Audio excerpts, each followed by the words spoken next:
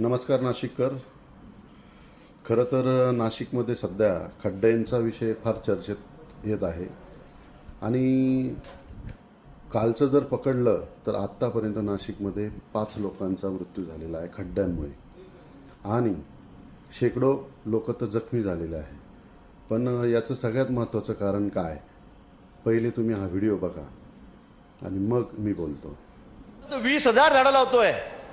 4-5 वर्षापर्यंत ते मोठे वृक्ष होतील. त्यांना पाणी द्यायची व्यवस्था करतोय, ड्रीप करतोय, लोक ठेवतोय, त्या ठिकाणी ट्रॅक्टर ठेवतो पाणी द्यायला. तुम्ही बघा. बघितला.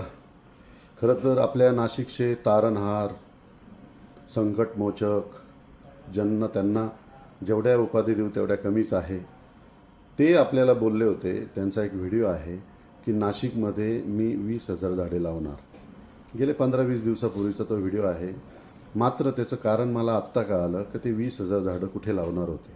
तर मित्रांनो, ते 20,000 झाडं नाशिकमध्ये जे खड्डे झाले आहे त्यामध्ये कदाचित गिरीश महाजन साहेबांना लावायचे होते, म्हणून त्यांचं इतक्या दिवसापासून प्लॅनिंग चालू होतं.